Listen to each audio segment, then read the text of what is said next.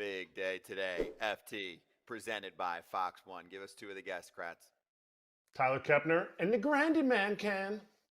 Curtis Granderson. Nice. One more. Oh, Dallas Braden, the wonderful, the amusing, Mr. Talkative. Can't wait to talk to him. Let's do it.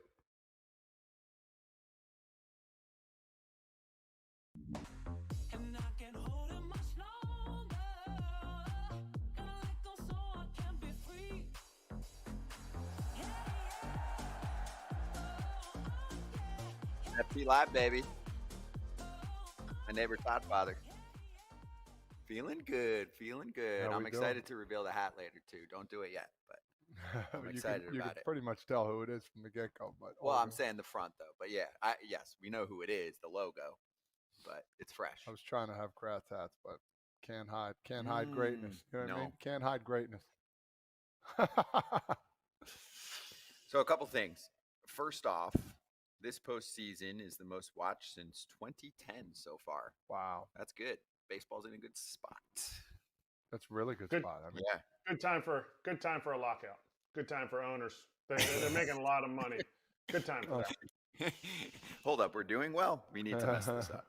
Mm-hmm. That is true. How about this one? I got one more trivia question before we start. The last team to win a best-of-7 series after losing the first two at home. The last team to take a best-of-7 series, so that could be in today's world an LCS or a World Series. Dodgers. But they lost the first two at home. That's got to be a while back. It's been Dodgers? a minute. It's not in the 21st century. That's all I was going to say. Oh. How about 1909? No, I'm kidding. That's way back. Let's go 90s. Braves. Go ahead and say 94. I'm kidding. Yeah, I'm not sure. 1996 Braves. I mean, 90s oh, Braves. You're right. World Series against the Yankees. Yeah, you got it. Braves. I thought the Astros lost. I mean, the Dodgers lost the first two games at home in that World Series. They went to Houston, won all three games in Houston, then came back home and lost the next two. Did I not get that right? I thought nobody that World Series won a game at home. That does sound right. Did I get bad info? I don't know. Let's check it out. Let's have our crack reporters. Well, either way, it's pretty far back. Yeah. Well, I'm going to look throughout the show. And I'll look at who tweeted it out. We got two chances at it. So yeah, we do. I'll look at who tweeted it out, making me look stupid. Or maybe not. Maybe not. Anyway, let's charge.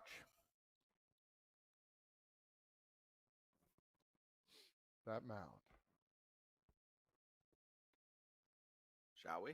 Or maybe charging the mound. Let's charge the mound presented by Lids. Where are we at with the NLCS? Kratz and I did a long post-game show last night, but your thoughts I on got lucky. Yamamoto? Oh, my God. It's so funny. I'm listening to the broadcast, and I forget who was broadcasting. He's like, well, it could be like a gift and a curse. It could be when, you go golfing, you get that first birdie on the first hole, and then everything else goes to you know what. Mm-hmm. Well, guess what? Milwaukee got that first birdie, and that was it. They double bogeyed, triple bogeyed after that. I mean, Yamamoto, my goodness, what an outing. I'm glad they let him keep going. He deserved it. His splitter, it felt like it got nastier and nastier as the game went on. Giving up a first-inning home run, yeah, it stinks, but at the same time for him, it's like, wow. To come back and only give up 2 more hits after that was absolutely incredible. And he didn't get 15 strikeouts. It wasn't like he was super overpowering. He got the outs when he needed to, and he threw really, really well. And Pat Murphy, the manager for the Brewers, thinks that the team is chasing more than ever this season. So he said, quote, "We chased more than we've chased all year. We've been the best team in baseball at not chasing. These pitchers brought out the worst in us." Starting pitchers for the Dodgers in these first 2 games have allowed 4 hits. Milwaukee's got a total of 5 hits in 2 games, 2 runs scored, 4 plate appearances with runners in scoring position, which all came in that 9th inning of game 1, which they had a chance to steal. Could have. Now it looks like they really needed that first game. Oh my gosh. So that's where they're at. Do you think that this is just stupid good pitching? I like to ask this question each time to Kratz. Well, for me, yeah, for you, I think it's a little bit of both. I think it's a little bit of both. I think you're right. They're swinging outside the zone. I think they're not getting the hits when they need them. I think the Dodgers are also playing a little bit better, truthfully, maybe a lot better. They're playing hard. I think the focus on what the Brewers need to do is just build off each other. Like, you make a good play, home run in the first inning, that's great, but you got to keep tacking on. You got to keep moving forward. And the biggest problem is they're not. And when Yamamoto got going, it was pretty much it. I mean, I remember I stopped watching the game for a little bit. I come back, it's the 9th inning. I'm like, holy cow, what the heck happened here? So I think the focus on the Brewers is forget about what just happened. You know, things can happen in a hurry. It's a big tidal wave of things that compiled for them to lose. Dude, what's his name? Shohei Ohtani, not even hitting. He finally got, an RBI single yesterday. That's awesome. That's a plus. Freddie Freeman hit the home run. That's about it. Like, you got 2 of their top dogs not doing pretty much, and you're still losing. That's the bigger problem I have in this whole situation. We got to sit here and say this pitching has been elite. Yamamoto's probably going to be top 3, if not, I would say maybe top 5 in the Cy Young voting this year. And Blake Snell has 2 Cy Youngs. He's won them. And they're hitting on all cylinders right now. So to me, we definitely need, in the playoffs, we need to give credit where credit is due. And both of these guys have been dominant. Now, people can say, the Brewers are 29th in barrel percentage, and they, but they scored the 3rd most runs, but they're in the National League Central. Let's make sure we keep the same narrative for all things, because we just saw the Blue Jays beat a Yankees team, and every time the Yankees lose, whether it's to the Dodgers in the World Series or in the ALDS, they just too much swing and miss. Not enough, they got to make contact. Well, the Brewers have made some contact. I get it. They struck out 17 times against the starters in the last 2 days. But, this is a team built for contact. It's not working. So what's the common denominator when a really big slug team gets knocked out and a really good contact team like the Jays or the Brewers lose? The common denominator is they've run up against some good pitching. And no more of a example of that was Yamamoto last night. He didn't shy away from the zone after that first at-bat homer to opposite field. He said, you know what? I'm going to continue to throw my game. And he did, and look what happened. But did you see him after the game? He went, wow. Like, after they got the last strikeout, he turned. He's like, didn't know what to do. And he's like, wow. And he's never been out there for the 9th inning. I thought that was pretty unique. I wonder how many times he's done it in Japan. I'll look it up. Yeah. I'm just curious because I don't think he has one. Yeah, for him to say wow, was it wow, like, holy cow, they let me go 9 innings, or was it wow, this is my first ever 9 innings, masterpiece. You know what I'm saying? Like that's where I'm confused. But to hear in English, it was bright, and you could see his mouth go wow, and like clap his hand into his glove. I'm like, you know what? That's pretty cool. He's being human at that same moment. Over 50 starts in the big leagues, including postseason, and he hadn't done it. Oh. I'm currently searching to see if I can I have his NPB stats. I'll look it up. But I know Roki had that no-hitter, and then he almost threw a back-to-back, like perfect games or something like that. I'll look it up. I've got at least game 6 of the 2023 Japan series, which is like the World Series out there, 9 innings, 14 Ks. So he's done it. At least, let's see. Oh, he's had a few out there. He's had quite a few out there. But here, different story on this stage. They don't do that here. Not often. No. We have it, but not often. Yeah. Postseason, almost never. Yeah. Last time, do you know the last time? Do you guys know this? I'm confident on this one because I saw this from multiple reporters. Sometimes I grab something from 1 or 2 that are a little shaky. Nuggies. But Jose Lima, the Dodgers. That's the last Dodger. Okay. But the last pitcher in the playoffs to go CG. 2017. Oh. Charlie Morton. ALCS. It was actually 2017 on the day of Was Yamamoto. it Tanaka or? No, not Tanaka, because that would be on your side. Verlander. Yeah. Oh yeah. Shoot. JV. Yeah. Jay Bizzle. He crushed. Was What that you game guys did he do in that? series? In 17. ALCS Game 2 in 2017. Yeah, You faced them in the ALCS, right? We lost them. We lost game 1 and 2. We would have been the ones that came back at home or beat them, whatever. Then we won 3, 4, 5, and then they won 6, 7. But yes, he threw twice against us. I don't remember how far he went. Was that when you hit the double that stuck in the top of the fence? Yes. There was a collector that told me. I reached out to him. Yeah. There was a collector that told me if I could get that ball, obviously it was after the game, if I could get that ball out of the fence, he would give me $250 for it. I was like, what? No, what? Who does that?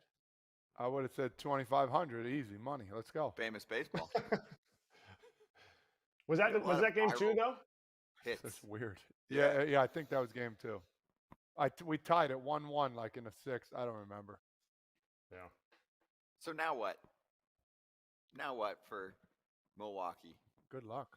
I mean, serious. I mean, I sit here and say that with being all funny and stuff, but yeah, do they have a chance? They still have a chance. Yeah, Okay. Of course. Anything can happen, but it's going to be a climb. It's going to be a climb. They have this game 3 is the most important game of their lives, and they have to find a way to win it. I think that's the biggest problem they have.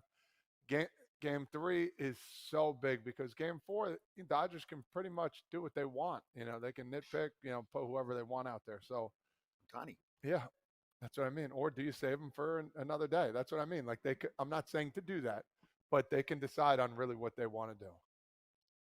So I got kind of eviscerated on Twitter for saying what I said about how the Dodgers, what would be the Brewers' game plan? How do they beat Glass now? Make them throw strikes and all this stuff. And I said some other things, and fans are like, "No way, not a chance." Like, this show gives you the players' point of view, and if you were to ask the Brewers players to be 100% honest, they would tell you, "Yeah, we're not out of this. Like, we 100% got this. We swept this team in the regular season.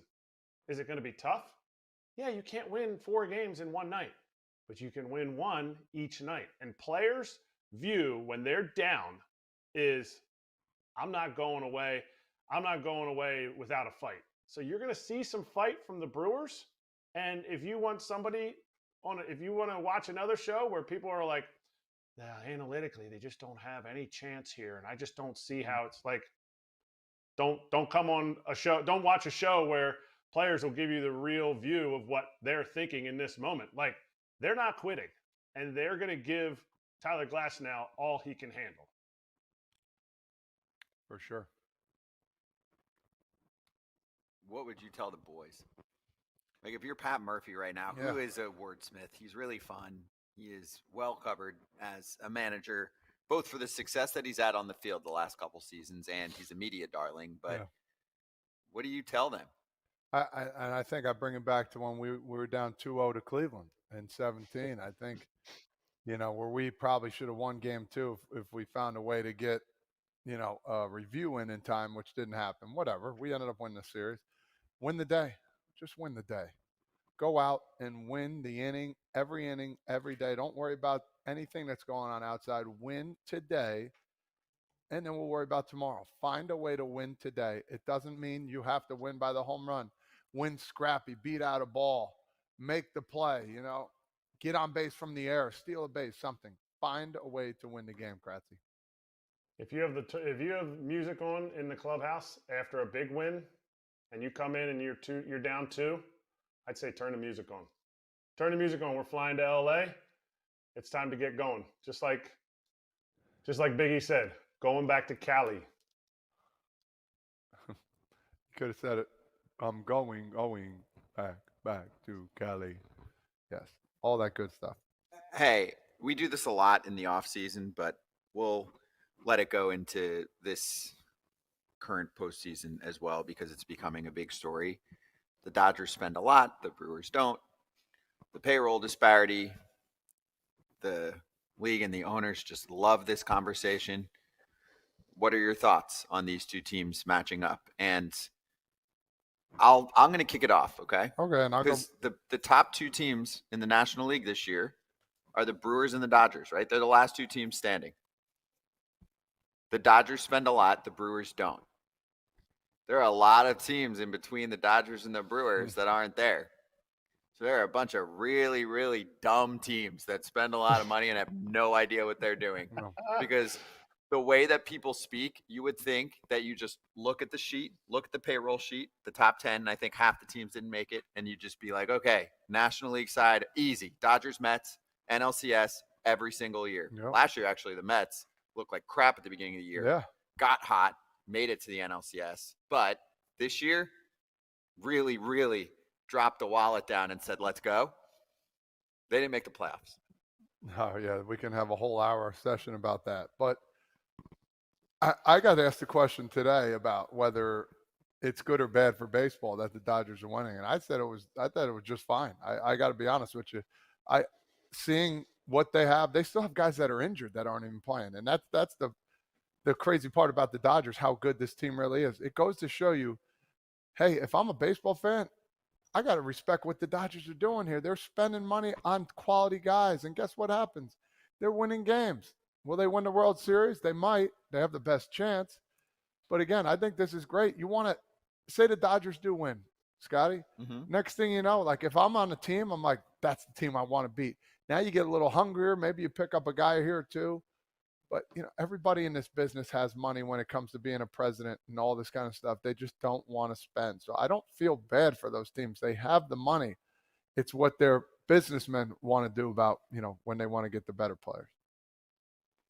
Well, how about instead of looking at the actual dollars that are spent, because, they're never going to match up, how about we look at the percentage of revenue brought in compared to the salaries? And then we see, oh, well, maybe this team could have spent a little bit more. Like teams may not be able to spend the same number, but percentage-wise, maybe we got to get a little bit closer to this. So if you want to talk about salary caps, how about this?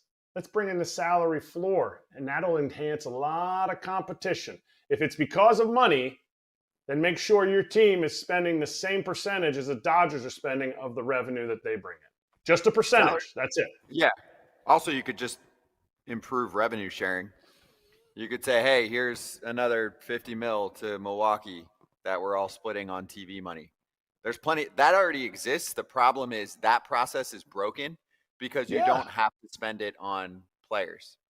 You can spend it on, quote, improving your team.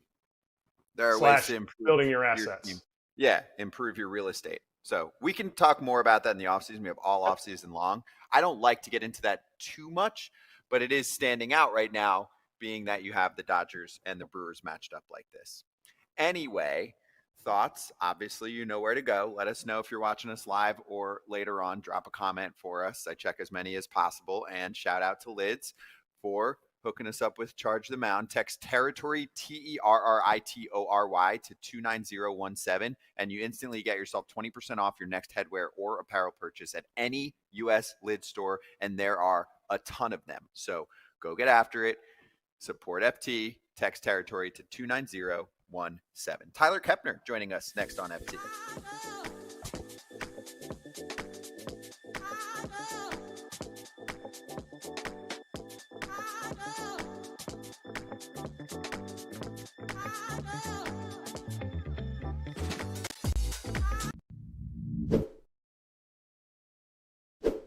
This is for everyone listening right now. What are you wearing right now? And why isn't it MeUndies? Kratz, it is time for everyone to upgrade and get that super soft micro-modal glory. So good that you don't want to take it off. The reason I'm stone facing you is because that's how soft they are. It's ridiculous. Like I don't even understand what kind of material it is. It's got to be something space age for your butt. Signature super soft micro-modal fabric. Breathable, stretchy, unbelievably cozy. And now you can even get glow in the dark, part of the Halloween line. Right now, as a listener of FT, you can get cozy and spooky for less with deals up to 50% off at MeUndies.com/foul. Enter promo code FOUL. That's MeUndies.com/foul, promo code FOUL for up to 50% off MeUndies. Comfort that's made for fall. We love Erik Kratz in a good underwear commercial. You know who would love to be in an underwear commercial? Austin Hedges. Yeah. $4 million plus $500K incentives back to the Guardians on another 1-year contract. They get it done before the season even ends, the postseason, that is. I thought that was against the rules. I thought you had to wait. If you're already with the team, I think you can do that. Free agency doesn't begin until after the postseason. I had no Do I have that right, Kratz? Yeah, he's not a free agent. He's not a free agent yet. So it's just basically like they're giving him an extension, but he just decided not to hit free agency. $4 million? Dude, I love when teams lock up with players in a great spot to be in. Like he's one of the leaders. And nobody wants to see that shoot up piece of bubblegum body in an underwear commercial. For sure not. Yeah, but it would go viral just based on who he is and his personality and the bod. When talking to Stephen Vogt about him, he said, I asked him, like, talk to me about the clubhouse. He goes, Hedges, our leader. Yeah. He does. Everybody listens to him. He's our guy. He says, Ramirez is there. Don't get me wrong, but that's their fearless leader. Mm-hmm. Great call. Great call by them. We have 1 minute left, and I did look up the thing we were talking about at the beginning. There's always a million things going on at the top of the show. Kratz was challenging history, and Kratz in 2019 in the World Series, that's what you were talking about. The Astros were home. They lost the first 2 games. They went on the road. They won 3, 4, and 5. But this trivia question was about losing the first 2 games at home and then winning the series. Yes. The Astros lost those last 2 games back at home. So they lost all of their home games. 17 against the Dodgers. The Dodgers lost the home games, I thought. And then they lost the series. Efforting, but I think it's off. Okay. Next break. Tyler Kepner joining us right now. You can catch so many great articles of his in The Athletic. Tyler, great to see you first off. How is the postseason going for you? Oh, it's great, guys. Good to be here. I've been following the Mariners the whole way through, so it's can do a lot worse than hang out in Seattle for the month. It's been fun. I'm with you. Okay, so give us the goods. You've been with one team the entire postseason. Tell us what you've seen from Seattle. What's something that maybe most of the world doesn't know? Obviously, I'm sure you've covered it in articles, but give us something good to kick this off.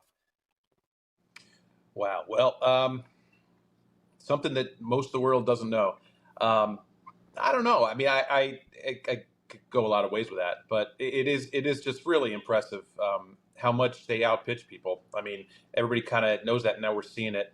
They just have more good pitchers, and for them to go to Toronto and get half their innings from starters who were on short rest is just, and win both games is amazing. I mean, you would go out there and hope to get a split.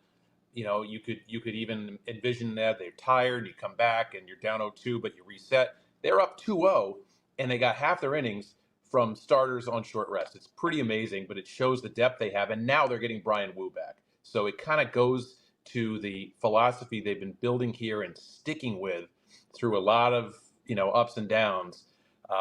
They've believed in it. Strike throwing is going to work most of the time, and here they are. You talk about good hitting and, actually you talk about good pitching. You brought up hitting a little bit too as well. One of those hitters, Jorge Polanco, man, just coming on so strong. You gave him a nickname here. I'll let you talk about that. Just give a little insight of how good he's been in these playoffs. And it seems like, over the years, he's been doing this for a long time now and doing pretty well at it. Yeah, Todd, it's kind of nice to see a player who's been around a while, been just a solid sort of everyday guy for about 8 or 10 years, have this kind of moment. I mean, 3 games in a row, this guy has driven in the go-ahead run, plus he hit 2 home runs off Skubal in game 2. It's not like he's hitting 400, but his hits have all been monumental. So whenever they have a clutch situation, they need to take the lead, he's the guy. He's switch hitter, so, he's hard to pitch to. He's a great pull hitter. He's just the kind of guy who, sort of a glue guy on the team. And honestly, he was their big move last offseason. They were very quiet after a season where, they came a little bit short of the playoffs, but it was a real disappointment. He was their big move to bring him back for 1 year and 7.75 after hitting 213 last year. But they knew that he was just really, really physically compromised last year with that knee. He tried to grind his way through it. He had the patella tendon fixed up this week last year, and he's been terrific. He's been the player they thought they were getting last year. All right, let's reverse back to Game 4. The end of Game 4 of the ALDS. The Tigers just beat them pretty handily in a bullpen that's kind of tired. How, looking forward, likely was it going to be that they were 2-0 in the ALCS going back home, considering they had to beat the best pitcher on the planet for the 4th time in one season, and they couldn't out-hit a team, in my opinion, in the Tigers that just lost their bats in the second half. Like these two teams were going to beat each other up in a pillow fight, and then they were going to get boat raced by the Blue Jays. And now we're looking at a team that's well rested, they're at home, and they have a 2-0 lead. Yeah, it's really, and there were so many moments in that 15-inning game where it could have gone either way, right? I mean, it was that close to having the Tigers be the team and knocking out the Mariners, and the whole narrative's different. Seattle just wins a lot of those 3-1, 3-2 games. It feels like they play 3-2 games almost every day. There was 3-2 in the last game of the LDS, 3-1 in the first game, and then they kind of boat raced the Blue Jays at the end of that second game. But you're right. It could have gone either way. They looked at the Tigers and found a team that was very much like them in the sense that, they do strike out some, but they walk some. They pitch really well from the starting standpoint. But yeah, they just were able to outlast them. And maybe it's one of those fluky things of baseball, but they were able to get that win in 15 innings. And then, like I said, go to Toronto and get that kind of performance from Bryce Miller, right? Like, I think we forget sometimes how good Bryce Miller is because his year was really choppy. I mean, he was injured twice, and when he was out there, he had a mid-5s ERA. But this is a guy who was a budding superstar just last year, and now he looks like that pitcher again. Last game against Toronto was his best outing of the year. He was a little upset because, in Game 4, they pulled him at 55 pitches. He felt he was rolling. But as it turned out, they got a little lucky because having only thrown 55 pitches, he was in a good spot to go 6 innings and give them a really strong representative start. And not just the 6 innings, but that kept the bullpen to where they didn't have to use that extra guy in that 6th. And I feel like it's so important right now if you get a manager who's willing to let his starter go 6-7 innings, if he's feeling good, then you don't expose the bullpen as much. Guys get a little more rest. And so I credit Dan Wilson for going with his eyes on what he saw with Miller in Game 1, and let him go 6 innings. All right. Obviously, there's only 2 series going on right now, so America's locked into 2 series. Tell us something about Josh Naylor that we don't see in day-to-day games, watching this series, watching this team play, because you're there every day. Tell us something that he brings, obviously, offensively, stealing bases, all that stuff, to this team. But tell us something we don't know about Josh Naylor. Yeah, that's a great question, Eric. And I was just texting with my colleague Jason Stark about that. Josh Naylor is the kind of player, the more you watch him, the more impressed you are. He's always thinking, like he makes a lot of really smart plays in the field and on the bases. He's had a couple errors this postseason, but he's also had a play. He had a double play where, the guy was on first and he had to tag the right guy first. And he just he's always thinking. You see that on the bases too, as you mentioned, the big stolen base against Skubal to scratch out the one run they were really going to get off him. So he's a good hitter, not just a good power hitter, right? Like, I mean, he's got power, but he hit 295 this year. It's really hard to hit 300 now, and he came really close. I just think he's a winner. I think he's a winning player who really brings so much to that lineup to make it more legit, And as far as something that you don't know, I happened to be sitting next to his family yesterday on the plane, and his dad was wearing a really sweet Gary Payton jersey. So they're really in the full Seattle mode right now. That the family. So it's cool to see them along for the ride too. Was that because there was no Sean Kemp jerseys available? I don't know. Maybe they gotta love the glove. I think the glove is a little more like the soul of those old Sonics teams. I like Kemp too, though. I mean, Yeah, I mean, that's Xavier that's McDaniel. If you want to go back a little farther, I would probably go okay. Xavier McDaniel, the X-Man. Okay. But I'm a little older probably, so yeah.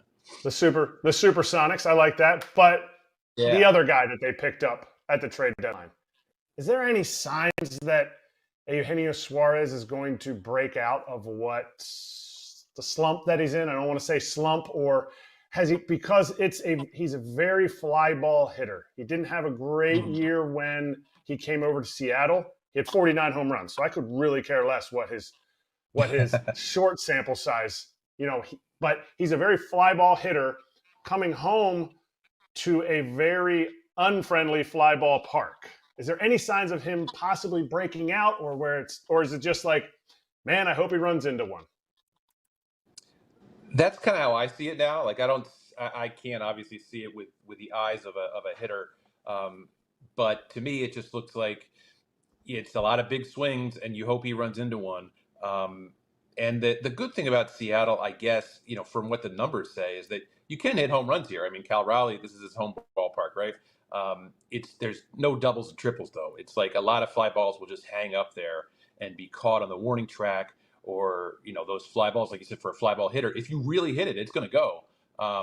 But it'll get caught in the air a lot if it's not really, really well struck, and then just become a harmless fly out. So you're seeing that, the flyouts, a lot of strikeouts, there's a lot of swing and miss there. But he is a guy though, right? That like if you're a manager, you always know where he is because he can do so much damage. And he's had a good season, a good series, good couple series in the field too. He's a solid guy there. So he's a big leaguer. I just felt like there were for so long that the Mariners just had a lot of guys who weren't really legit everyday big leaguers in that lineup. And over the course of last year, when they got a Rosarena and Rojas, and this year with Naylor and Suarez, they've just got a solid big league lineup 1 through 9. And when you got Suarez batting low and then J.P. Crawford batting 9th, that's a lineup you have to respect all the way through.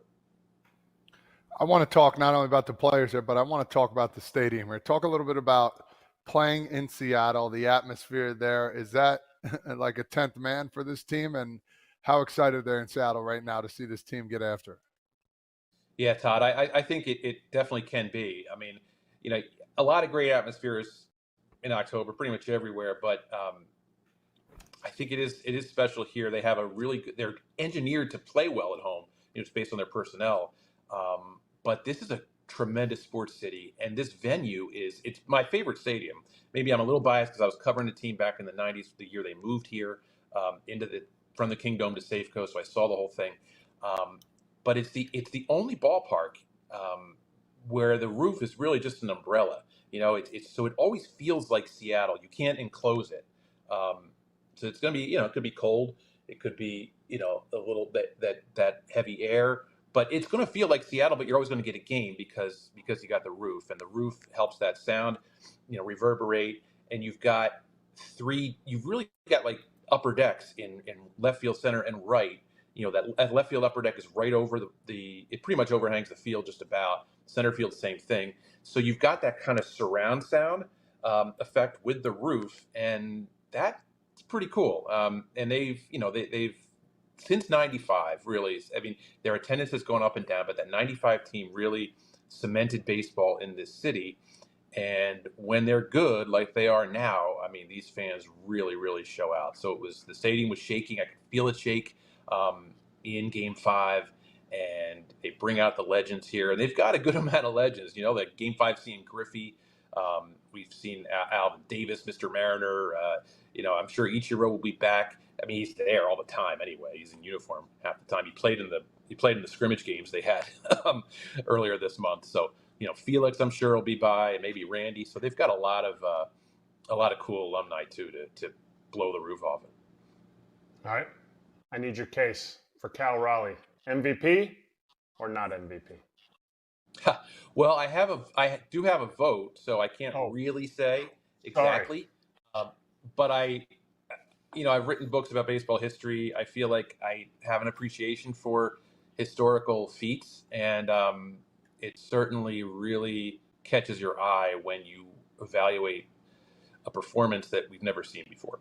60 home runs for a catcher, a switch hitter. We've never seen anything like that. I mean, he took down Ken Griffey Jr.'s Mariners record, Mickey Mantle's switch hitting record, and the record for catchers from every catcher who's ever played baseball. So that's pretty significant while doing it for a playoff team and coming to the plate 700 times. That's a lot. So it really makes you think. So Judge was incredible too. I could go on and on about Aaron Judge. I saw him a lot in New York. But Cal Raleigh, when you think about all that, 700 times to the plate, more games caught than just about anybody else, for a really good staff, excellent defense, and all the home runs and production, that gets your attention. Yeah, I'm with you. For me, they're both incredible seasons. I don't think it's close because you do ultimately have to make one choice, but whatever. It's not about me. Great explanation from Tyler there. So tell us without telling us you chose Cal. Me? For sure. But I don't have a vote. Tyler does. Tyler, tell us. You basically told us who you picked for. But it's okay. We love you. That's not true. Hey, I mean, I got to dance a little bit, but I'm not a good dancer, dude. So, but yeah, so no, it's all good. It's gonna be a hell of a race. It'd be cool if it was a tie, but I agree. I mean, agree the one thing I will say about baseball writers is that if historically we kind of do, I think, understand. Maybe it's because we've all read Erik's book, but we do sort of understand the importance of catching and how rigorous that is and the toll that it takes on your body and your hitting and all that. So, I mean, I think that's why you'll see Yadi Molina be a Hall of Famer and you'll probably see Buster Posey be a Hall of Famer. I think there's a lot of respect for what you catchers have to go through. And when you do it on a high level like Cal, it's super impressive. And he's been great in the postseason too. I mean, he's getting a lot of singles, which is a little unusual for him, but he does have a couple of big home runs and helping the pitching staff at key moments. No doubt. Hey, last one for you, Tyler, because you are a legendary historian.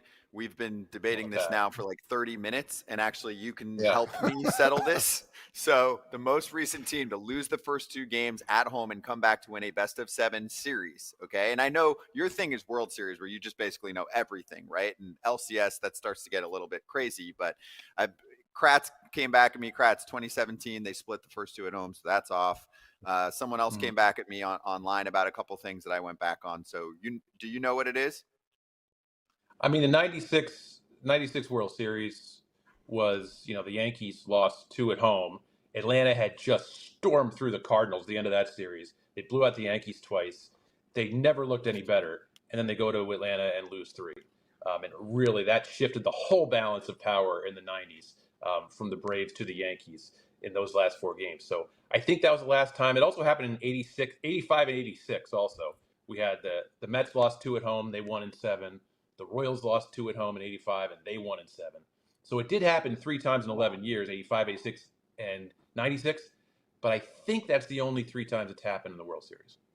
Bingo. That is correct. Those are the only 3 in the World Series. And the last time that happened, even extending it to LCS, was still the 96 Atlanta Braves. So good stuff. I knew this was perfect timing that Tyler, because he's the best at this.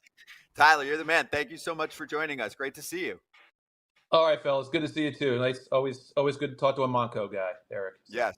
Yes, sir. Appreciate you. Although I miss having all your hats in the background. So maybe when you get back home. I do have a few. I mean, a great store in Toronto. I got a vintage Angels and a vintage Oakland A's, the swinging A's.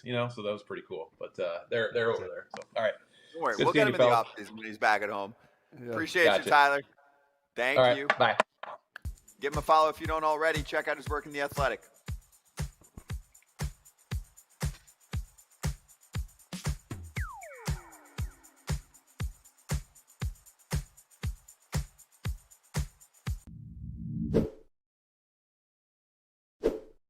KP, we both love Omaha Steaks. My latest order, 6 private reserve filet mignons. It sounds bougie because it is. They were fantastic. And also 1.5 pounds of jumbo cooked shrimp with a big initial discount and then an additional $35 off with the code FOUL. You have been a long time Omaha Steaks guy too. Yeah, back in college, I would always order steaks. I'd put them in my freezer. And that's the reason I bulked up, is because I always had fresh steaks in my freezer ready to go. Delicious protein. Get after it, okay? It is the best in the biz. If you're ordering steaks online, you can save big with Omaha Steaks. Visit omahasteaks.com for 50% off site-wide and an extra 20% off select favorites during their early Black Friday sale. And for an extra $35 off, use promo code FOUL at checkout. Terms apply. See site for details. That's 50% off at omahasteaks.com. Promo code FOUL at checkout. They're really good. I was just talking about them steaks. Let's talk about the manager interviews because they're happening left and right since half the league has an opening. Just kidding. It's only about a third. Andy Martino reports the Orioles have interviewed Yankees third base coach and former Mets manager Luis Rojas for their opening. If he does not get a managerial job, the Yankees will want him back. Highly valued coach. Yeah, he was one of my managers coming up with the Mets. The guy is just solid, dude. I mean, first off, he's solid up here, and he's solid. He's brawn, like he's an absolute stud of a guy. He used to manage over in I forget it, Venezuela or Dominican. I forget wherever Wherever he's from, he managed there because he didn't have experience managing before that when he took over the Mets. Right? No. But he did the winter leagues over there. But DR, thank you, Kratzy. He knows his stuff. He's an incredible guy. He's a great manager for guys, for players. He's soft-spoken. He's not going to be that hoorah guy. That guy's going to be talking a lot. He's straight to the point, but he also wants the best out of people too as well. I could see him definitely filling that job and doing a really good job at it too. He's only 44, Kratz. Yeah, he's definitely a guy who we had Joe Madden on yesterday talking about maybe you got to hit all your stops. Maybe you got to, have a different. He's bilingual. He has the respect of players. And clearly the Yankees still like him because they started getting rid of some coaches and they're like, if you don't get the job, we want you back. And I think it's important to have guys that can do different things on your staff. I think he'd be a great manager for the O's.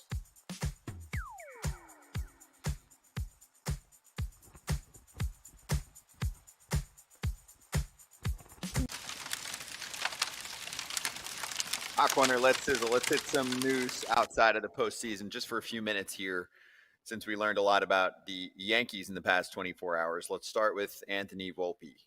He had a rough season, a brutal division series, but he did have surgery performed on his left shoulder this week. What's today? Wednesday. So on Tuesday, a day ago. And I would say he might be I don't want to say most controversial, but most talked about player, especially in this area over the past year because he was a super prospect and hasn't been a star. He's been okay the first couple years and had a really rough year. Is the shoulder a legit excuse for why it was mostly a disaster? I would say yes. I would say an injury like that, your front shoulder, how you swing. You saw like some of his swings, like he held it with two hands because when you swing with one hand and all of a sudden you let the extension go, that's going to put pain and discomfort to your arm and shoulder. I feel, and a lot of people might not agree, but I feel like this is a reasonable excuse of why he struggled. He's a great ball player. He's a good infielder, and there were struggles on both sides. When you have pain and you can't go through with a lot of things, guess what? It's going to be on your mind. You're going to favor one side over the next. Yeah, he could have had a better year, but guess what? I praise him for this. He played through it all. And guess what? Didn't say anything bad. He kept going. Didn't say, oh, man, I'm injured, this and that. I give him praise, and I respect him a little bit more for understanding the dude needs to get shoulder surgery. So he played through that and fought through that. Yeah, maybe there was a couple days they could have gave him a day or two off to help him out with it all. But the way they were going, they needed him, and he did. He struggled. We're not saying he didn't. But with a shoulder problem to end up getting surgery yesterday, yeah, commendable. I have two follow-up questions for you.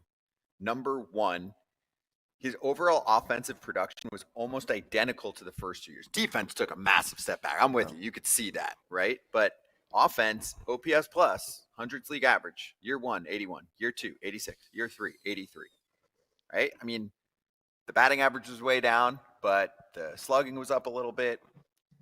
Many fans are looking at his offensive production being like, it was essentially the same. So should he be the guy going forward? Do you give him a chance at a shortstop position for a team that is very demanding of its players and of its success and is falling short? Yeah, I want to go back to one little point here, and then I'll get to that answer. Yeah. I think the problem with this year, his lows were so low. And I think, his highs weren't as high. You know what I'm saying? So he was, for that stint, he was like 1 for 30 or 40. Oh, he had like 18 strikeouts. Whatever the numbers were, the strikeouts were really high. Then he'd do okay, and then boom, he'd fall off again. I think that's where the struggle came for all fans to see. They're like, man, when this guy is struggling, it is like rock bottom. And I think that's the problem. I think they give him another shot. Okay. I do. I think they do. Now, I'm not saying they can't go out and shop somebody else to put a little pressure on, or have one of the younger guys come up. I just don't see it right now. I feel like they'd have to go out and get somebody. But yes, he deserves to get another shot there at shortstop. He's young, he's quick, he's fast. He's shown a lot of potential, but New York's a different ball game. What have you done for me lately attitude? That's New York. Sorry. Yeah, you got to be an above average performer at the position for a first division team when you're the shortstop. I mean, I guess you don't have to, but they would prefer that. Can I give you a comp? Can I give you a shortstop comp who would lend to me saying, I want Volpe to get another year? You guys ever heard of Dansby Swanson? Go look up his first 3 years. Yeah, his first cup of coffee in the big leagues, he did well. He had like a OPS plus of like 115 and like 100 and some at bats. So he was hot for a little bit. His next 3 years were all actually under collectively what Anthony Volpe's done. So if he did the exact same offensive production based on OPS plus, which is a good standard, while he was hurt, maybe there is a little progression. Maybe there is he's starting to learn a little bit more, and he maybe would have had a better year had his shoulder not been bothering him. But I know for a fact, because I talked to people that are involved with this, how much did that shoulder, even though it was his left shoulder, bug his defense? Think about third base. You don't have as much lateral movement. It was really bugging him when he would go laterally. When he go to his glove side, that extra extension glove side was tough for him. Anytime that he had to make a quick turn, spin, that front side was really bothering him. And I guess, people don't really understand that. It's just like, oh, well, if your right arm doesn't hurt you, why would your left arm hurt in defense? It hindered his mobility to be able to get to the spot and then be able to make the throw. So I know that for a fact that it was bothering him. He'll never come out and say it, but this was from somebody else telling me that he said it was bothering him. And so to me, I give him another shot. He does have a Gold Glove in his bag. If he struggles next year, or maybe the offense doesn't tick up, because that's when Dansby Swanson's ticked up, and he was technically a year older and Volpe's a year behind him, I tend to give him another shot. And maybe that's me as a player saying all players can improve. I just see enough in him that I would say, yes, I give him another chance. Quick follow-up. If his shoulder was so messed up this year, a lot of fans want to know why he was playing, because he was more of a liability than a productive human being. I would rather have Caballero, who's healthy, than Volpe with half a shoulder. I mean, I don't know. Look at him. It's hard. Look hard. Look at Kratz. He's like this. I didn't waiting. He's so excited. I think Volpe was a better option. Okay. Last word. It's the same argument that we always have with pitchers. Why did they not keep the starting pitcher in? Well, they felt like the other guy was better. You're going to keep your starting pitcher in if you don't have somebody else to bring in. You're going to keep Anthony Volpe in if you feel like he is, to me, Anthony Volpe is a big league shortstop. And that is a statement that I make all the time on this show. What does that look like? Well, it looks like there's only really probably 35 guys in the big leagues that can truly play shortstop day in and day out. Can Caballero play shortstop? Yes. Is he a big league shortstop? Maybe more of a big league utility player. Just saying he can play shortstop in the big leagues, but I don't know if he's necessarily a big league shortstop. I think Volpe is, even a little compromised. Okay.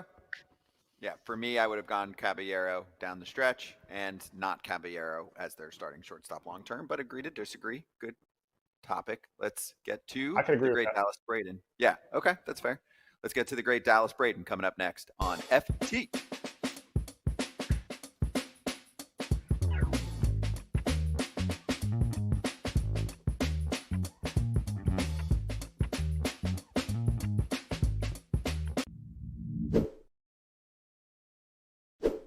Kratz, summer is over. Fair Harbor is still dominating. Same style, right? Comfort, feels thin, it's soft. All of the material of their clothing is there for you, and it's super cool. They've got great colors. Just because it's cold out doesn't mean you have to be all stiff and I hate my clothes. Fair Harbor's got you covered with some nice, sleek gear.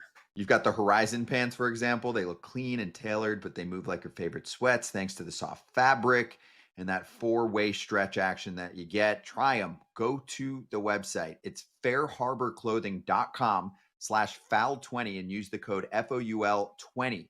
I know in the past you might have used foul. It's foul20 for 20% off your order. Again, HARBOR clothing.com/foul20 for 20% off. Make sure you use the promo code from FT, FOUL20. Get after it. Go check out Fair Harbor. It's always there for you.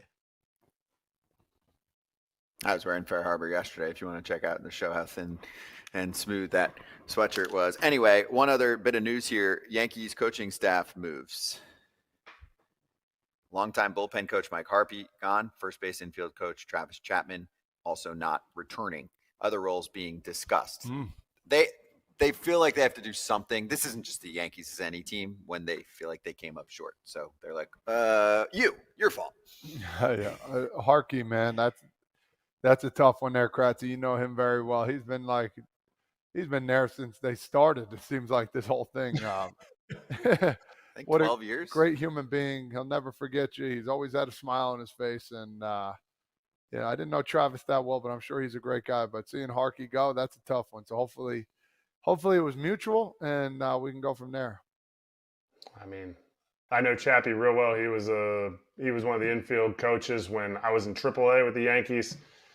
Dude's a relentless worker. He's ready to go. And Harkey, jeez, that one I'm surprised about. I hope because I thought he did a good job of complimenting Booney's decisions, and Booney definitely he would ask him. He would ask him a lot, and he had a good rapport with the guys in the bullpen. I hope they get somebody with experience and not somebody that says, geez, I wonder what the iPad says.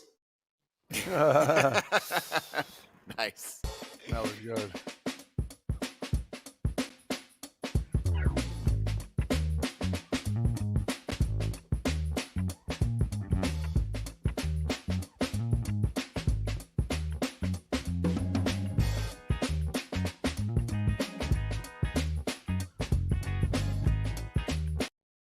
The great Dallas Braden joining us right now. You can listen to him all the time on Baseball is Dead. Check out his tweets. He's live tweeting. He's doing watch parties, the whole deal. And now he's joining us for 15 minutes for a little chat. Dallas, great to see you. And I'll ask, how are you? But also, how much are you enjoying watching some of these starters really eat in the postseason this year? I am doing well, and I have at times had to almost like quarantine myself off in a closet somewhere so I can thoroughly just enjoy what I'm watching happen on the mound, because I got a lot of distractions, but I deserve it. I think we all deserve to watch what we are seeing unfold on the diamond this postseason. And I love the idea that the starting pitcher is almost circling back and reminding us just how important it is to have a horse, if not two or three, that you can run out there and start the race and finish it as well. I think if you just look at what we've watched with the Dodgers and you look at what we have seen unfold with the Milwaukee Brewers, you are watching a team, I think, in the Brewers who showed up and said, we feel pretty good about our ability to match up, and we'll call them out-getters. We've got a starter or two that we like, and we'll label them as such, but from there we've got a group of out-getters, and we're going to get these outs however we can. Fantastic. You want to know what the Dodgers did? Is they rolled in and said, hey, look at that. That's a stallion. That's a stallion. That's a stallion. You know what we call that? We call that a stable. We're going to open up that door. We're going to let the horses run. And our stable of starters have led the charge. So I think it's just a great refresher. It's a reminder of what you need to have happen on the mound and how it's unfolded on the game's biggest stage, under the game's brightest lights in October. The starters reign supreme. Do these starters, is it kind of like an analogy with football where the running back or the wide receivers bust it all the way down the field, and then they give it to the star running back who didn't get any touches to push it in, because there's a case where, yes, these starters have been legit, and they are Cy Young contenders, all that stuff. But across the playoffs right now, these bullpens, they're down there like, oh my gosh, I'm exhausted. Wait a minute, these guys are getting all the flowers? Like, we did all the work for 162 games, and now these guys are like, I've only made 20 starts. Besides Yamamoto, I'm super fresh. So is it a case of we don't want to go to the bullpen because they're not as good, or because these guys are gassed? This is the time of year where if you have a guy who is starting the ball game for you and is showing you, because both you boys know, right? Frage, come on. What are we looking for? There's two things that are going to tell us just how things are going on the mound for us, right? The baseball and the other team. If I'm backing up third, guess how good things are going. Well, they ain't going very well, are they? And if the baseball is not making its way back to you, Kratzy, well, then things aren't going well either, right? Because you're no longer a catcher. You're just somebody who's kind of directing traffic out there. So I think what it is if we're talking about running plays and pushing it across the goal line, you have guys that are doing their job and doing their due diligence in a starter's perspective. And then you also have guys like, look at the Mariners bull, who are doing a great job of running the tush push when necessary. Guys like Bizzardo, who are coming out and giving you a career long in innings pitched, career long outings in the postseason at the very end of the season. So I think what we're seeing is when teams are doing it right, it's a beautiful concert. It's a beautiful symphony of the starters and the bullpen working together in unison. But I think right now at this time, we understand how important those bullpen arms are to us right now and will be to us in the future here. And we want to do everything we can to squeeze as much juice as we can out of the starter if he's allowing us to, right? Going back to a Snell, going back to a Yamamoto, when you have a little bit of a cushion. You're sending this dude back out into the ninth inning with 97 pitches under his belt, not because you're afraid of what the bullpen can't do, but because you know what you have just watched unfold for 8 innings and what Yamamoto can do. All right, so to that point, what does a team like the Brewers have to do to get back into this series? Like, what can they do? They're not scoring, so how do they figure this out? Well, Frage, I mean, that's where it starts and stops, my dude. And you know that. You got to swing the bat. We got to figure out how to generate offense. How do we get on base? If it's not going to be the long ball that's going to propel us, how do we build innings? How do we make these at-bats competitive? Because I think that's something that has been taken away from this, is that the at-bats just don't seem very competitive, and it doesn't seem like, outside of the Churio swing, like what are we getting? What are we doing? It doesn't seem like there's much at all. Like I go back to when I'm watching competitive at-bats unfold, it feels like after a pitch or two, you get an idea of where a guy is going to be able to fight you off and defend. And then I think what I'm seeing right now is guys almost cash in at-bats. And it's tough to think that way, because this is a moment in time where if you're the Brewers, you're a team who just doesn't swing and miss, right? You feel like you're constantly in the fight with your bat-to-ball ability, but you're just not generating any sort of threat offensively. And a lot of that credit has to go to what the pitchers have done, to what the starters have done. All right, the Blue Jays-Mariners series.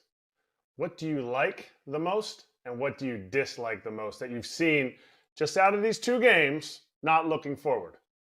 I'm not excited about the fact that, I mean, we identified a trio in Varsho, Clement, and Vladdy who were lights out, who carried the work, right? Who carried the water for him. And right now that's just not the case. And what have they ran into? Well, they have ran into some guys for the Mariners who they're getting outs on the mound. Are they not? To the tune of what I was just talking about with the game, even that the bullpen comes in and picks up Gilbert, who came in on short rest and got through three and a third or whatever it was. And the bullpen comes in and does their job. So every reason that the Mariners were supposed to be here is unfolding right now because of the success that they've been able to have on the mound, combination of the starters and their relievers, and they're getting just enough offense at just the right time. It's a team that was propelled largely by the long ball, but you have guys like Polanco that are starting to show up and get big hits at just the right time.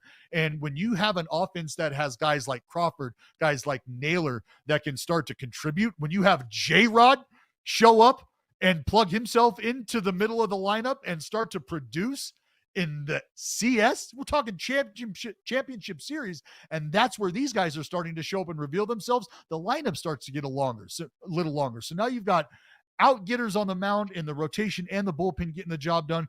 Frankly, not being able to capitalize on opportunities offensively for the Blue Jays, that's where the shortcoming is.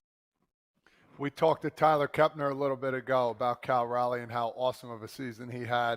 I want to ask you this question. I know I'm putting you on the spot here a little bit, but MVP race, him Book versus it. Judge. Book it. Come on.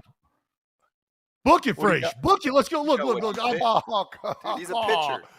Frage, look. No. Let me ask you.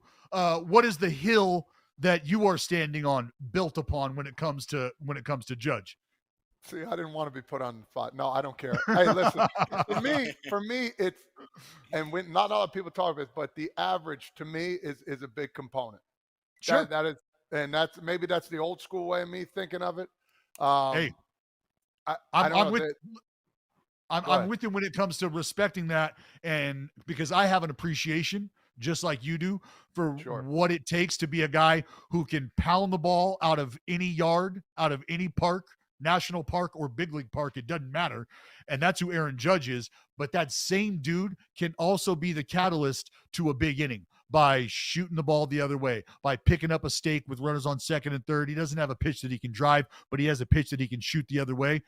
Those guys are extremely valuable. And when that individual represents the most powerful threat that you have and also is representative of keeping the line moving, that matters. So I'm not somebody who just poo-poos the average and says, yeah, but let's take a look at some of the other numbers here. But I am somebody who absolutely appreciates what Cal Raleigh physically has to do each and every day. And I'll put this in perspective for you too, Frage. There's not a minute that Aaron Judge shows up to the ballpark where he's being asked to put his productivity on the back burner for anybody else on his team. That is never something that Aaron Judge is being asked to do. If anything, he's being asked to do more. Cal Raleigh shows up in spring training knowing that his job is to, with kid gloves, handle the starting rotation and get to know the extension of not only the big league bullpen, but the AAA bullpen and starting rotation as well. That will without a doubt be a factor in their pursuit to their first World Series championship in organization's history. And he will also be the one who's pressing the pitch count buttons, who's in the squat for each and every ball game just about. So the demand physically of the position, that is something that I also factor in as well. And when you have a dude who is pounding the ball the way that Cal Raleigh is, more homers than any switch hitter that the game has ever seen. He's setting franchise records as well, all while steering the pitching staff in the way that he has. There's a lot of, dare I call it, value there. Mm-hmm. And he might be the most valuable player when I think about what he brings to the table on both sides of the ball. I love to hear it. I got to be honest. You kicked my butt there. Let me ask you this one question, though, and I want to see what you're saying. You got to face this year Cal Raleigh or Aaron Judge 50 times. Who would you rather face? I would like to face Cal Raleigh 50 times, please. Gotcha. Okay. All right. And how do you think you would fare against both those guys? Right now? Yeah. Right now, Frage? Not great. In your prime. In your prime. Sure. I'm probably going to have a little more success against a guy like Cal Raleigh, just because I feel like I'm going to have a better opportunity to move the baseball around on him and beat him to a spot, as opposed to where a guy like Aaron Judge, should I even be able to beat him to a spot, that ball probably gets fought off somewhere. I just think Cal might be a little longer from the right side and someone that I could maybe crowd a little bit and just kind of get him in that rocking chair. That's where I'm going to have my success against a guy like him. For Judge, that's probably a guy that I am going to have to treat like, for me, the count is 3-0 and I'm trying to get back into this thing every time. And that is a terrible way to try to get out. Feels like you're going to lose on either one, but I feel good answer there. Good answer. Yeah. It doesn't even argue your previous point, because Cal's more than just the hitter. He's everything. Absolutely. What's your favorite postseason moment so far this year, where you're like, man, that was so cool to watch? There's no recency bias involved here. I think it's Yamamoto coming back out for the 9th inning, because the question mark there with the pitch count and what we were seeing. and this is where the bias of being a starting pitcher comes into play. And I want to see these sort of signature moments. I want to see these hallmark moments for our game's hallmark players. And this is a guy who just got breaded up and brought in. And there were question marks even from some former big leaguers who were going, really signing that paycheck after not having, I mean, he hasn't thrown a pitch here. Are we sure it's worth it? CG, CS, I think it's worth it.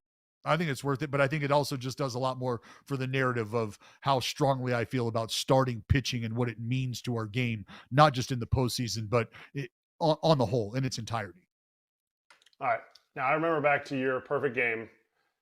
I still don't know if you did this or not. It looked like it, like you were celebrating. You kind of like pounded your chest, and it looked like you looked over and you were like, my bad. Like you didn't want to push it in their face. Is that true or not true? 100% true. Yes. Okay. So that's what it looked like. So yes. How do you feel about teams right now when they finish a team out, dunking on them and hanging on the rim like some of the teams have so far with celebrations after the game, pointing in their dugout? How do you feel about that? Because it feels like it completely contradicts that moment in history for you and what they're doing. Yeah, I have always been a big proponent of trying to elevate the individuals who are wearing the same colors I am in a moment like that.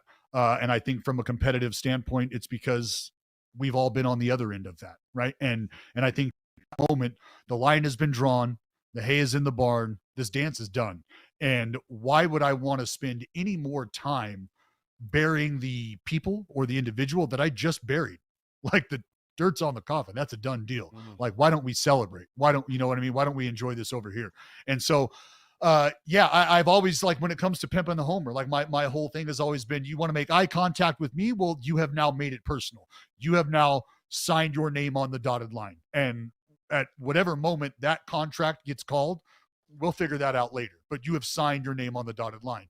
If you're not making eye contact and this isn't personal and you're just pumped and I'm not so egotistical to not understand how excited you are in the moment, but you haven't made this personal for me. So I would then have to be feeling some sort of way individually. And I don't carry that with me. So when I see individuals bring in the opponent, like, during the aftermath, and they start to make it about I don't know. I don't know if it's the era that I grew up in the game. I don't know if it's the neighborhood that I grew up in, but those are just lessons that I learned very early. Like you're going to have to pay that back at some point in time or another. And maybe that's just because our game no longer allows that. You no longer get to hold people accountable for things like that. And I think something else that we have to remind ourselves of is each and every year we're getting closer and closer to what we have referred to as the travel ball era. Continuing to, I don't want to say infiltrate because it sounds like they're not welcome, but I think continuing to populate our game at its highest and most competitive levels. And what we saw unfold on social media 10, 15 years ago, when it came to celebrating and bat flipping in Little League, why would you think that would stop now? Yeah. Totally. It's not gonna. No. It's gonna keep going. Yeah. I mean, we're only getting closer to that line, boys. We're only getting right. Like all the old heads, we're dying. We're dying off. Meaning we're hanging up the uniform and we're not on the diamond anymore. And how we look at it and how we played it, frankly, nobody cares. Nobody even wants to hear about it anymore.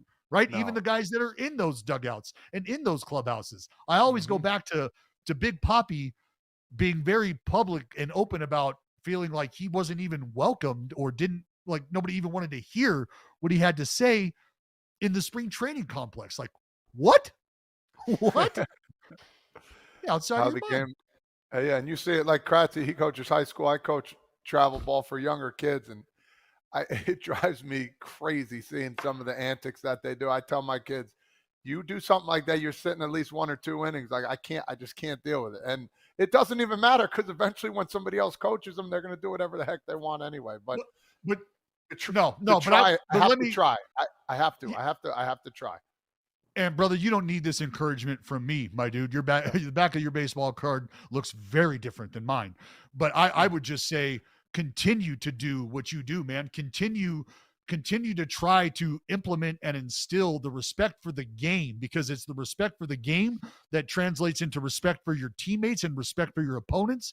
And what they hopefully eventually find out is that's what you're playing this game for at the very end of it all, right? Somebody called it a shiny piece of metal one time, and that would be fun to have too. But the respect of your opponents, the respect of your teammates, the respect of the people watching the game, I think that's pretty important as well. And anytime I can learn those lessons from a big leaguer like Todd Frazier, I'd like to think that I'm going to shut my mouth and open my ears and maybe learn that lesson. You'd be amazed. The kids are like, "Who are you?" The parents. I'm 7. I didn't watch you play. Yeah, exactly. Well, Dallas, good stuff, dude. Always great to catch up. We really enjoy these. Thanks for swinging by, man. Enjoy the rest of the postseason. Anytime. Enjoy October, boys. Great to chat. We'll catch up soon. Yes, same here. Give Dallas a follow if you don't already. And yeah, he's all over coverage of the postseason as well, and he's posting about it.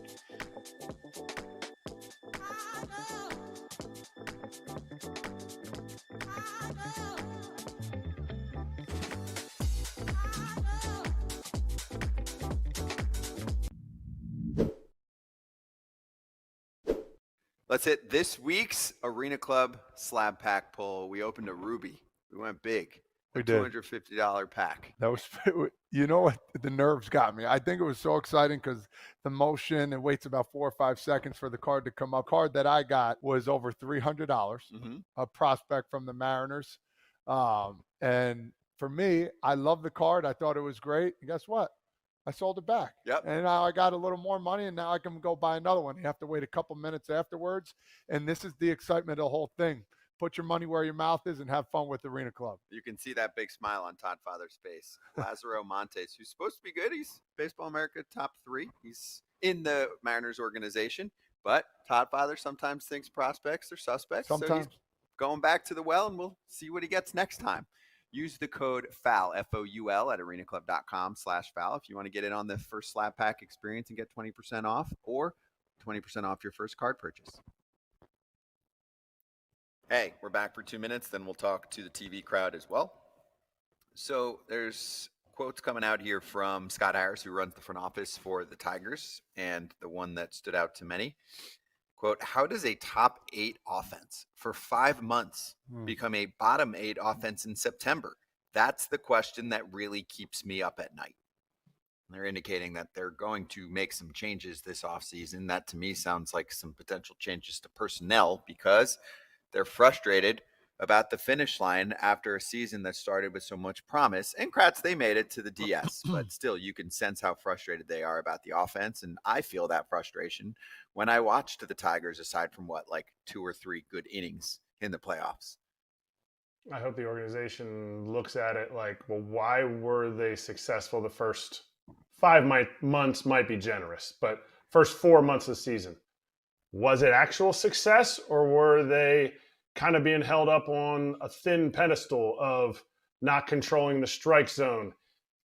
There's general things that work and don't work, and were you doing those things in those first 4 months? If they were and then they switched, then what happened? You got to pinpoint exactly before you just go and say, hitting coaches, gone.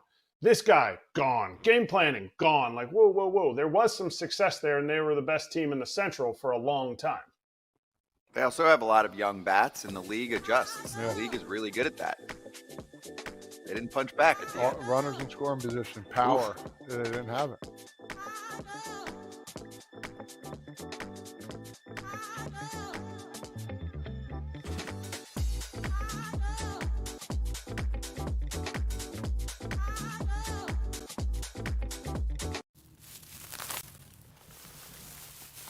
In the weeds, there's more to the Mike Shildt story. Kevin Acee broke the news initially that Shildt was retiring from his position as manager of the Padres, and he came out with a long article in the San Diego Union Tribune about more details.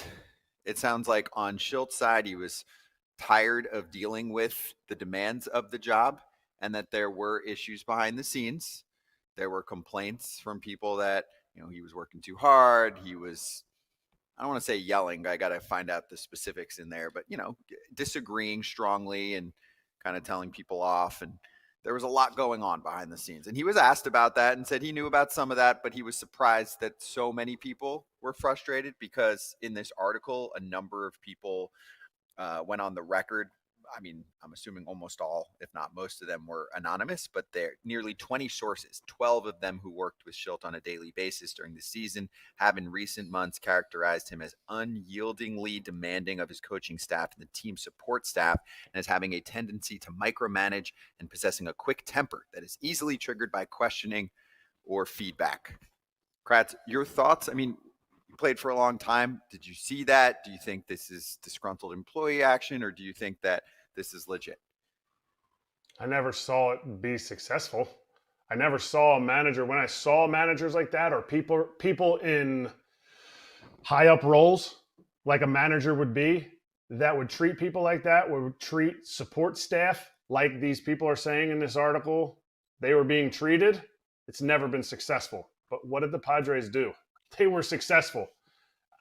I don't think the team was. I have a hard time believing that Shildt was doing this to the team, to the players. But maybe the support staff, maybe the guys that, guys and girls that work to help make the team run, training staff, clubhouse guys, coaches, first base, bench coach, all that stuff.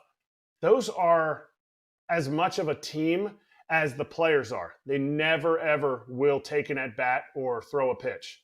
But if they're not being heard, if they're not being respected in all those situations, it's hard for a team to have success.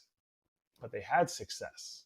We're not talking about a team that lost a lot of games here. We're talking about a team that really was kind of built for this and did pretty well during the season. They had their ups and downs, but they had success. So I've never seen it without success. I've seen it when there's so much divide and the team stinks because it's like, oh, we're fighting on the field and we're fighting in the clubhouse, or we're fighting outside of the things that happen in the club on the field. And the column does say that he was great with the players. They were very supportive of him. The team was definitely going to have him back. So he was the one who made the call and turned down some pretty decent money on the rest of the contract to do this. All of those details are in there. I'm with Kratz on this one. I mean, I need like really specific. Like in this story, you get to bland. Me not enough. Bland. Like, okay, you talk to people within the team. Tell me what they said. Give me a specific example, and I want that in the article, right? Exactly. Like, hey, I said, I gave him one little suggestion, and he screamed at me for 5 minutes and told me I'm going to get fired tomorrow, and then didn't, and was threatening. Like, I don't see anything like that. That could have existed, but you talk to players, they love him. He had success. So I have a hard time with this. And if you don't like that he has you go in 2 hours earlier than any team has ever had you go in, okay, that's a rightful claim. But guess what?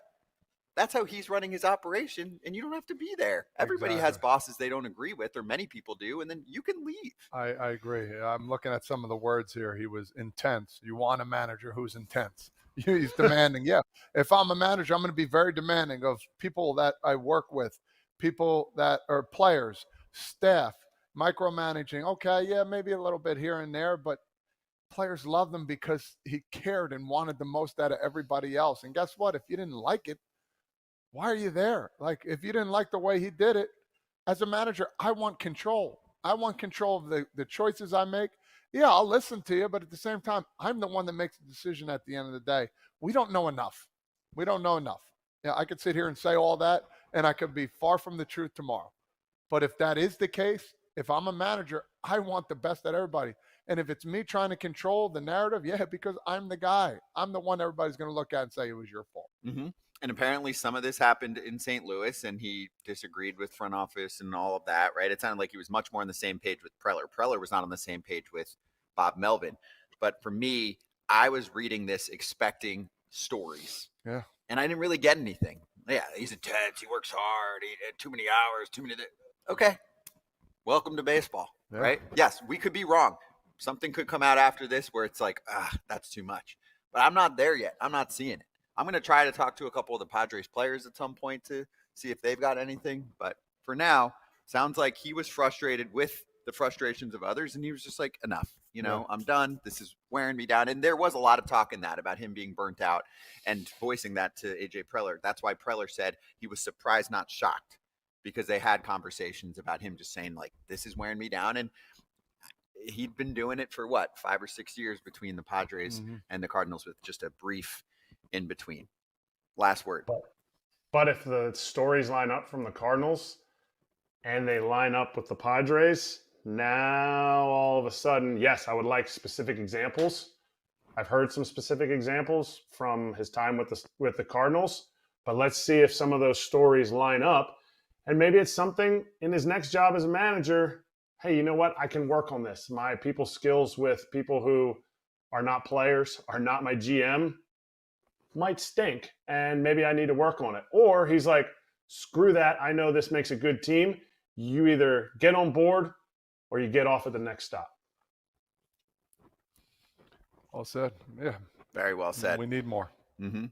Hey, we're coming back with Curtis Granderson joining us on Foul Territory. Grandy, man. Yeah.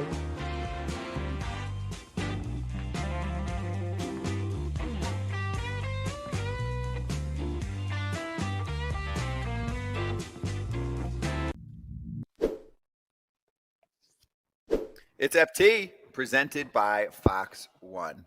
2 minutes here to talk about the Rockies' search for a new front office leader. I'm proud of Colorado for looking outside the organization. Now. James Click is in the running.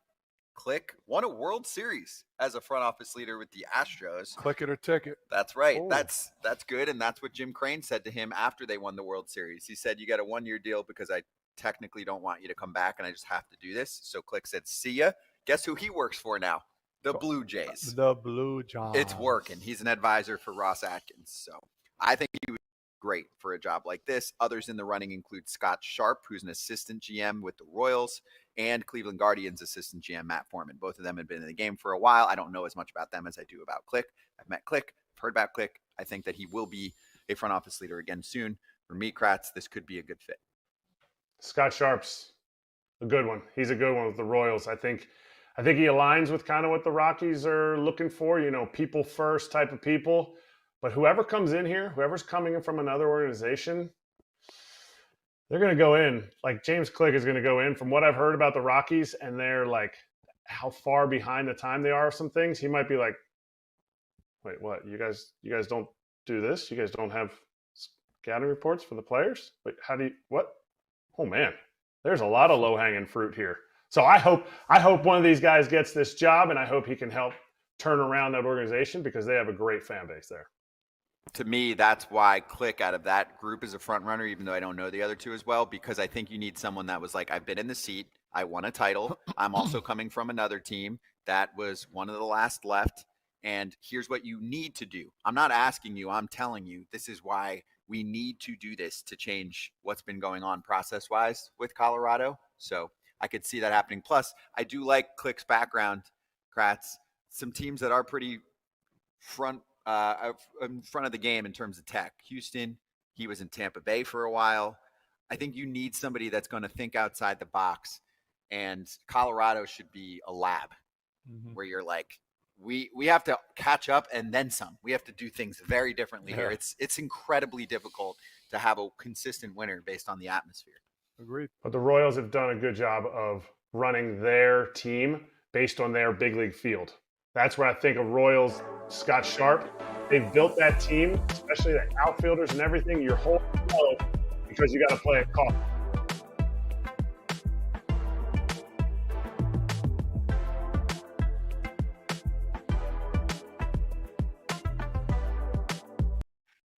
Back on Foul Territory with Kratz. Go ahead, do it. Do the announcement. Grandy, man. Look at that tooth, too, with his teeth all nice and, yep, see, it's all better. If you look back to the NLCS, Grandy slid in like 9 minutes before his wedding, and he slid into second base, and his helmet came off, hit the base, came back, chipped his tooth. What an amazing story. Beautiful man still. Good dentist to have. That was the big thing. And you know what it is? If you notice now, a lot of players, when they're swinging their... So I don't know if it was this new trying to implement, but my helmet has never fallen off when I slid. And then all of a sudden, that one pops off, hits the base, and bam, right into the tooth, chipped it. And the funny thing is, it was Justin Turner and I looking for it around at second base. Couldn't find it. My lips all swollen up the next day, so I'm at the dentist. I go, by any chance, is it in the lip? And they go, let's x-ray it and look. If I didn't say anything, I'd still have a piece of tooth in my lip right now. Right? That's true story. That's unbelievable. That is crazy. And that's how we kick off a conversation. Well, still one of the best smiles in baseball, longtime big leaguer, and you can hear him on all of Turner's coverage of the postseason right now. So, Grandy, what do you think of the series that you're covering? Man, it's been crazy. You know, Kratzy, you got a chance to be there when we were there in 18. I mean, that place can rock up in Milwaukee. The fans are excited. They're looking forward to it. They had just knocked off the Cubs, and then boom, here come the Dodgers, and they have been nonstop. You know, Dave Roberts, I got a chance to cover that series when it was Dodgers-Phillies, right when the Phillies clinched during the regular season. And you do the pre-manager interviews, and Dave Roberts said, hey, I feel like we're lined up as best as we've ever been to have 4 actual starters for the playoffs. Last year, it was all bullpen for us, and we threw anybody at any time, and it worked. But this year, we're going to be almost traditional / new wave, unconventional, because we actually have starters, and we have multiple of them. And not only do they have them, they have been delivering. I mean, Blake Snell looked like he wasn't even sweating, like he was just playing catch, and then got one-upped by Yamamoto. I thought just the pitching staff has done an amazing job for the Dodgers, more so than the Brewers have not. I think when sometimes you're just getting beat up, you just got to give credit where credit's due. And that pitching staff for those 2 performances in Game 1 and Game 2, they sucked all the wind out of, what is it called, American something field. It's not called Miller Park. Yeah, we'll call the Brewers home stadium. They sucked it all out of them, and they've done an amazing job of doing that. And we'll see if they can keep it going for Game 3 in LA, but it's going to be a tough hill to climb for the Brewers to try to get one, let alone try to even this thing out. Before we hit anything specific with these 2 teams, pull yourself back. Like 17, you played for the Dodgers. 18, you played for the Brewers.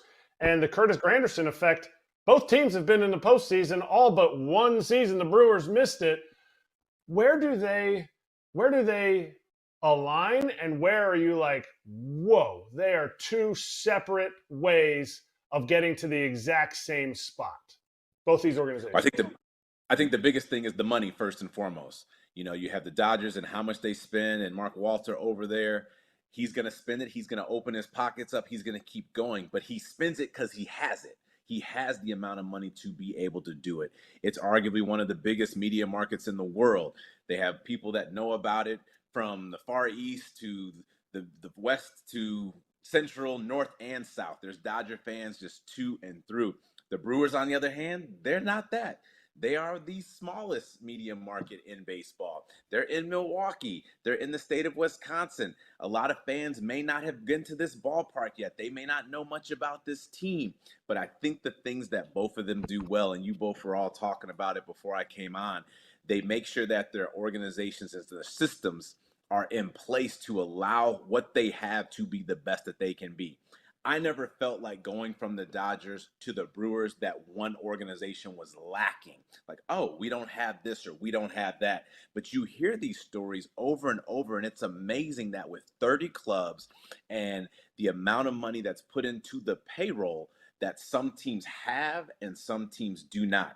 I don't see that so much with the Dodgers and the Brewers. Now, the Dodgers do have a lot of great shiny things, some of which you can say, hey, we need, some of it we don't necessarily need, but it's good to have. On the flip, when you go to the Brewers, I didn't feel like there were things that, oh man, we're missing these things. Why don't we have these things? So from that standpoint, I think they're both even, but I think you work with what you have over there. They've been able to develop from within. That's the Brewers, that is. They've been able to get buy-in from everybody to understand their roles and know that there's going to be some flexibility in moving pieces around. Whereas the Dodgers say, hey, we're going to roll out 3 MVPs to start this thing. And then we're going to get some Cy Youngs on the mound. And then we're going to throw some money into them. And not only that, they're also going to buy in. The communication with Dave Roberts to their team, I think, is all there. So a lot of similarities, but the big glaring one is the money and the superstars. So there's a lot of managerial jobs open right now. Have you ever thought about dabbling into being a manager, or is that just something that you're not really interested in? You know, it's crazy. And it's how, you know, towards the end of our careers, the one big thing that made this a 99.9% no for me is I'm in Atlanta with the Mets, and I got our manager, Terry Collins, and Dick Scott, our bench coach, and Ricky Bonus, one of our bullpen coaches, and I'm leaving the hotel to go get something to eat. And it's about 11:30-ish or something like that. So I finally come back. It's about 12:15. I just went and grabbed something and came back. And they're all in the elevator. I think they're going to get something to eat. They're going to the ballpark. So I get confused. I'm like, isn't the game at 7 o'clock tonight? They said, yeah, but we got to get there early. We got to do our reports. We're going to get a workout in. We got to meet with the GM. We got to do all this stuff. I said, you got to do that before every game? And you know we're not getting out there until the game's going to finish at 10 o'clock. The bus is going to be at 11 o'clock. I said, so for 12 hours a day from February 15th to call it October 15th, this is your schedule? They said, yep. I said, I'm not. That is too much to be committing that much time. Now, I do love being around the game and trying to find ways to impact it and help and be there to guide individuals on doing great things. But, you know, you look at right now, what do we have? 8 managerial openings right now in Major League Baseball. I feel like it's a very tough place to have success. You know, you look at the Yankees right now and everyone's calling for Boone's head. And my question is, well, who do you want to replace him with?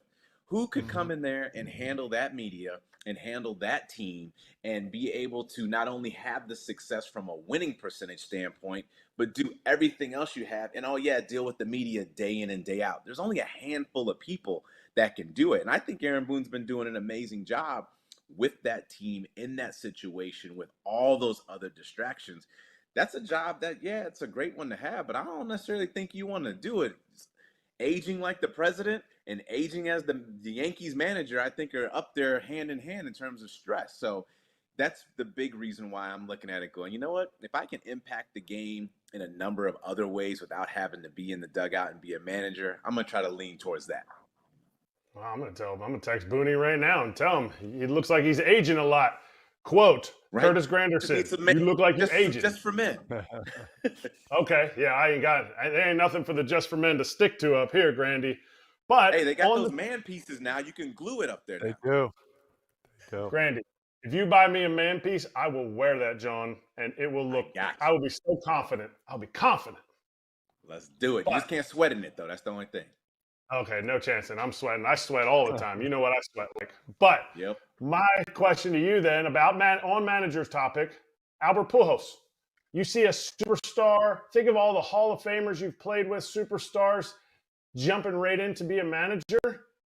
What is the biggest hurdle, but also what's the biggest strength that he would bring to that job? You know, I was fortunate to get a chance to work alongside Albert Pujols with our TBS broadcast last season, and he came in and did an amazing job. Talks the game like the best of them. Of course, he's one of the best to ever do it. But then his inside analysis of how the game processes and how it works and things you see, and you got that sense right there that how involved he wants to stay with the game. He then goes, and I think he's managing in winter ball and wins a championship in the Winter League. And for those of you watching this that have never experienced Winter League baseball, you got to add it to your bucket list if you are a baseball fan. It's intense from game one, and the stress level might be as high as the Yankees. For example, the team I played for, Licey, which is in the capital of Santo Domingo, that team has made it to the championships multiple years at a time. Their championship round, I think, is 9-game series, not 7. So keep this in mind. The manager recently of that team makes it to the winter ball championship. They lose the first 2 games, and they fire him. He is out. So this is the manager that gets his team to the postseason to the championship, but you lose those first 2 games, get up out of there. So that's the stress level that is there, and I know Albert Pujols has been there and has had some success there. So from that standpoint, I got no question that he'll be able to handle all the different things. And of course, he's played in World Series and won, so he'll be able to do that. I think the biggest challenge for any former recent player coming back to manage and or coach is to be able to speak and understand the language of not only the front office, but of the current younger players. There's a difference in just how communication has to happen, certain lingo, certain things that may have worked, but how you deliver it. For example, I've heard a lot of younger players talk now as one of the biggest things they look at, and you hear it in the broadcast when they announce a home run. They give you exit velo and they give you the launch angle, and then of course tell you how far it went. The generation where I've played, similar to, Pujols, similar to you both there, we were looking at distance and did you get the home run? Like, wow, that had to be 450 feet. Either you got it or you didn't get it. On the flip, these younger players looking at it saying, well, if I did the launch angle and I got the exit velo, that should have resulted in a home run. Why did it? Why did it not? And you have to be able to bridge the gap of understanding why that conversation is happening. We looked at it and said, it's windy. The sun just went down. The air got heavier. All those different things. They don't see it that way. And you have to be able to understand it. I can't come in there and say, your way is wrong. Don't think about it that way. Back in my day, this is how we did it, and you have to do it like that. If you come in there with that mindset, you are done. So I think having the ability to adapt and know, okay, this is what is working for them. This is how you communicate with them. Same thing with the front office. This is how they communicate. And I also have to let them know how I communicate, and hopefully we can all work well together. And I think that's going to be the biggest challenge for any recent former player stepping into this. But I think Albert Pujols is going to do a great job. People love him, respect him, and he wants to work. He wants to get better. He's always trying to find ways to improve. All right, well, it's actually Dominicans opening day today. So I was an Aguilucho. I played for the Aguilas.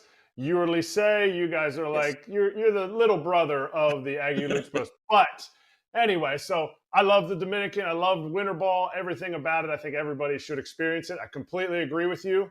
Let's go to another younger player, Anthony Volpe. The season that he had, it's obviously coming out, he needs shoulder surgery. The season offensively that he had, defensively. My argument was I think he still should be the starting shortstop for the Yankees moving forward. But Scott brought up a great point that maybe he shouldn't have played down the stretch. Maybe it should have been Caballero, who's not a everyday starting shortstop, but he would have been their best choice out there at shortstop for the playoffs. What do you think about that? Again, we talked about Aaron Boone being the manager of the Yankees and the challenges that brings. Well, that shortstop position, because of a man named Derek Jeter, is one of the most storied positions in all of the game. So he set the bar so high that anyone else that comes in underneath, it's going to be some big shoes to fill, and especially when you're on the big stage in the postseason. Now, like you said, we just saw that he had an injury. Who knows how much that was affecting not only his fielding, his throwing, his hitting, his mind, all those different things. When you're playing with an injury, it's just something else that you're thinking about in addition to trying to hit the baseball, field the baseball, and help your team out. But the previous year, got a chance to interview Aaron Boone before one of their games, before a broadcast, and he just kept ranting and raving about just defensively how solid Anthony Volpe is. And he said that he's not going to get a lot of attention because his throw doesn't come out and light up the radar gun, but it's always there. It's always target. And he's able to make the plays that you assume he's going to make. And I think that's the biggest thing. As long as you make the routine plays, that's what you want to have. All the exceptional and superstar plays, like those happen, but make the routine ones. We don't want to give up extra outs. So I think from that standpoint, I think he looks at this season and goes, hey, I need to improve. I need to find areas where I can improve. I did the same thing when I was with the Yankees. My first year in 2010, I went to Kevin Long and said, I feel like I can be hitting better. So we had to start making some adjustments, and it started at the end of that season, throughout the whole off season, into the 2011 season and beyond. So you have to look at yourself and say, is this the player that I think I can be, or can I be better? And I think the team and organization has to look at that. Then you go, okay, if they get better and he improves, boom, this is your spot to lose. If not, we also got to see what other options we have. You can't just stay and keep going in the same spot hoping that things are going to change. But at the same time, competition is always a good thing. Derek Jeter said it best. He was always looking over his shoulder because someone was trying to take his job. And that's what kept pushing him forward to get better and better year after year and made him the player that he is. Who knows what the ceiling's going to be for Volpe, but I think as long as he continues to push himself, understands the things he needs to work on, and the organization continues to push behind him, I think that could be an option for him. If not, then hey, you got to turn the page and everybody moves on. There's 29 other ball clubs that you can play with. I got drafted with Detroit and played for 6 other groups, and you both all there have played with some other teams too. You want to be in the big leagues. You don't care who it's with, but you have to do everything you can to allow yourself to be in the big leagues and be as good of a player as you can be. Well said. Well said. I couldn't. Nobody. I don't think anybody here could have said it better ourselves. But yeah, for sure, he needs. He just needs maybe a little kick in the rear end. Something to get him going. He's a Jersey guy, so he's got it in his blood. So hopefully he can figure it out. My question to you, I'm gonna go back to the playoffs here. Both teams down 2-0. Do you see any of these teams coming back and finding a way, to make this a series so we can watch a little more baseball before the World Series starts? Well, we definitely want to get some more games in. I mean, this is our time of the year. It's October. We want those games. But here's one thing that I hope didn't happen, and it may be starting to show itself. You have the Blue Jays knock off the Yankees like we were just talking about, just iconic organization. This is an amazing moment. People wrote them off. Are they going to get caught by the Yankees in the regular season? I even thought the Yankees catch with, Bichette going down towards the end of the stretch that they might pass them. Well, not only did they not pass them, then they come and bring it to the Yankees and outscore them out, hit them out, pitch them out, do everything to them. They're amped up. They're excited. Was that their World Series? I hope not. On the flip, this Brewers and Dodgers series, you got the big brother, little brother conversation. You got Wrigleyville North up in Milwaukee. It's Milwaukee. It's not the Cubs. They're not going to beat us. And boom, not only do we take it to them, but we beat the Cubs. And then we hang up the L flag in our team picture. Was that their World Series? And I'm hoping for both of their situations, they didn't peak too soon thinking that was the big moment. And that could be why both of these teams are down now 0-2. The good thing is it's not over. You have to reset. There was an off day yesterday in the American League. There's an off day today in the National League. Can they come back and do what just happened to them? Go to their ballpark and take it from them. Because that's what those two teams just did. They just came in your house and beat you up. Now you got to go back and get your stuff back. They got all your stuff. You got to go get it back now. It's going to be a challenge, though. I think one of the best situations, though, is the Toronto-Seattle series. I got a chance to play for the Blue Jays in 2018 before getting traded to the Brewers. And when we played in Seattle, I did not realize how many Blue Jays fans there were in that area. And I was told it's the one time of the year where the Western Canadians can come down and see their team and support. And not only did they come down and support, they took over the city. They took over the stadium. They had 4 people running on the field throughout the game. I'm not encouraging that, but that's how crazy and insane these fans were. And I think if they can bring that energy and the Blue Jays can match that energy, we can see them pick up a game, possibly even this series, sooner than you could see with the Brewers going to the Dodgers and trying to do the same thing. They're not going to have a bunch of Brewer fans out there at Dodger Stadium. Their fans aren't just in massive groves from Wisconsin coming out to LA to take over Dodger Stadium. That is not going to happen. However, sometimes getting out of your element, getting into a space, having your back against the wall, and everybody saying it's over could be exactly what you need. And I think Pat Murphy is going to get those boys excited and give them the best chance possible to go out there and try to get Game 3, which I think is more important for the Brewers than it is for the Blue Jays. All right. I got one last one here for you. You had mentioned K-Long, you making an adjustment. You wanted to be a better big league hitter. Is he still the guy for the job in Philly? Because I've always said I think he's one of the best, if not the best, hitting coaches in the big leagues at helping guys make adjustments. But this is a lineup who is a veteran crew that hasn't made the adjustment in the last 2.5 postseasons combined. You know what? I think Kevin Long is the most confident and optimistic hitting coach I've ever had.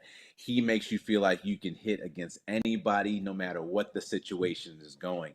At the same time, these players have to continue to have that confidence in themselves and believe it for them.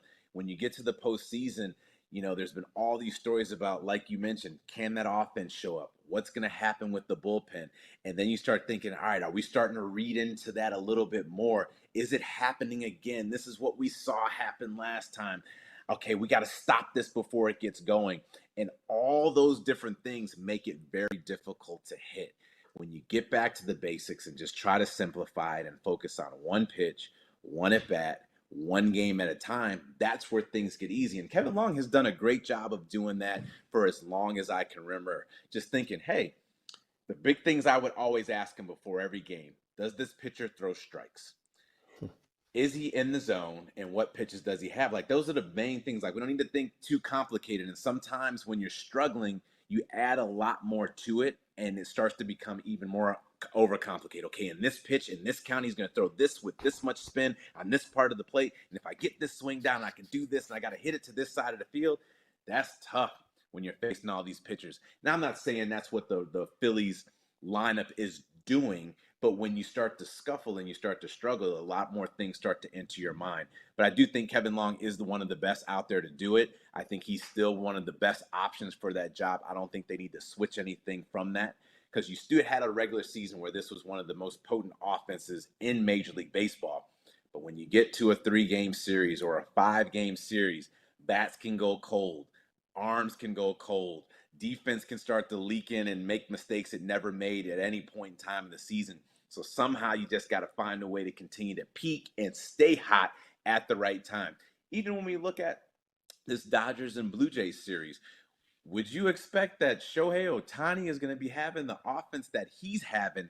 And I wouldn't necessarily put that on the hitting coach. I think there could be something he's just, hey, I want to get the big hits. I've been trying to do it. I've been doing it. Let me continue to be this. And then when it's not going your way and it's not going your way, okay, now you start to search a little bit. But that bottom side of the lineup, 6, 7, 8, 9, has been coming through left and right.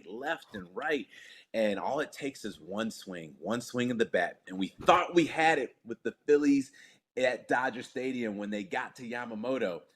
But then they got neutralized again. So credit where credit's due with that Dodger pitching staff pitching as well as they did. But all in all, I think Kevin Long is still the man for the job. He is always going to be in the cage and always getting them amped up. And I think he gives them the best shot as of today with the lineup, the way it's constructed with the Phillies. Grandy, great insight, man. We loved having you on here. We're loving watching your insight and analysis on TBS. Keep it up. Enjoy the finish line here, and we'll get you on again down the road, all right? Hey, thank you, and you all keep doing an amazing job. Big fans of it. Thank you for having me on. Kratzy, I know you and I have been trying our best to schedule this. We finally made it work. It was better than I expected, so good to see you. It was worth it. Let's hope we get some 7 games here. Fingers crossed. Yes, fingers crossed. It was well worth it. Thanks, Curtis. Great to see you, bud. Same here. Y'all have a good one. You too. That's Curtis Granderson. Check him out on TBS, covering the rest of the NLCS pre-post. It's awesome.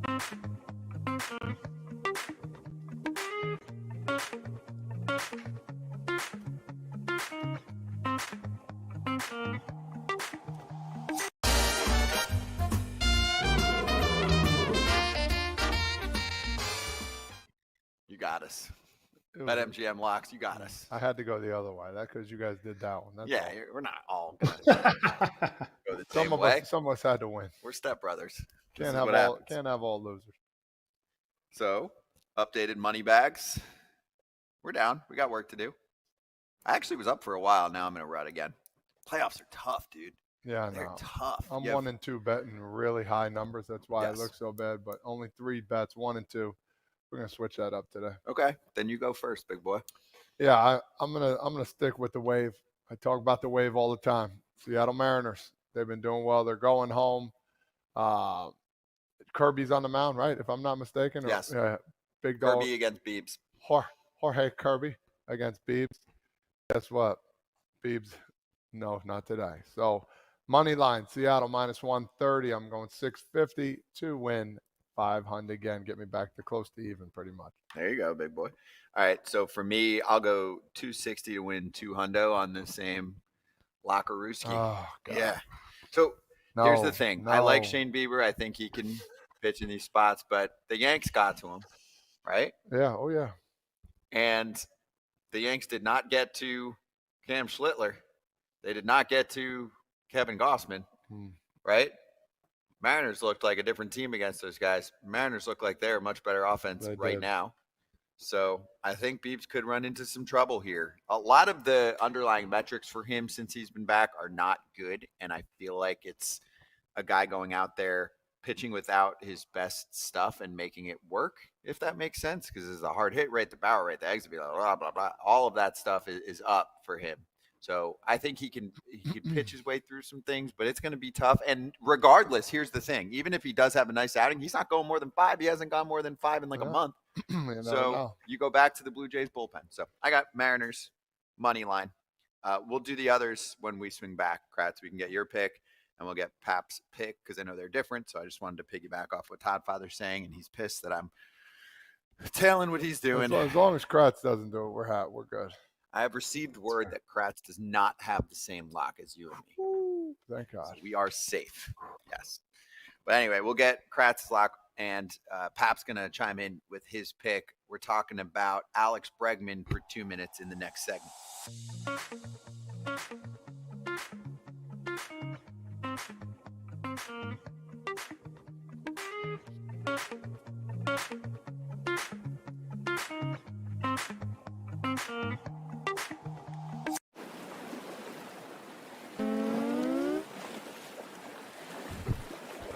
Looking ahead, quick segment because we went long with Curtis Granderson, and this one's not going to take long. In the most obvious news of the offseason, Alex Bregman is planning to opt out after a nice first year in Boston. This according to John Heyman. He said Red Sox return seems logical, but there will surely be options. And if you want to check out his article, he's got a surprise suitor in there. There are going to be teams going after him. I know one team that won't go after him, the Tigers. Because they're pissed. They took it personally that he said no. I don't think they're going to go after him again. That's funny. I think he'd be a great fit there, Kratz, but I think they were really bothered about the situation because they offered the most guaranteed money. Get over it. If you still think he's a good player, you were about to get 6 or 7 years out of him. Why not try again? Try again. Yeah. All of a sudden, your feelings are hurt. Well, he could have helped you. So I don't know that I agree with it. But there's other suitors. Of course there's other suitors.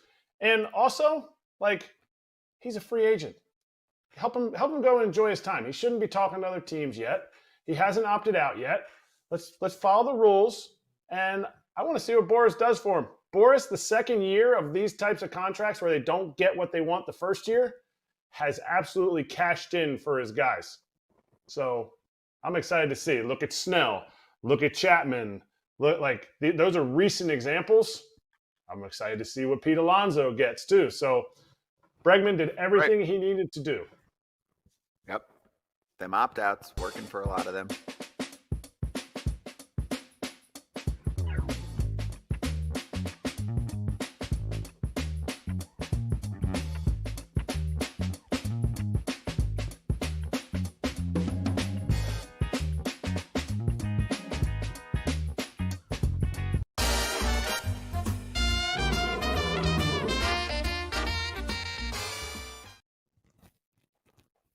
Hey, BetMGM locks. Do we have Pap?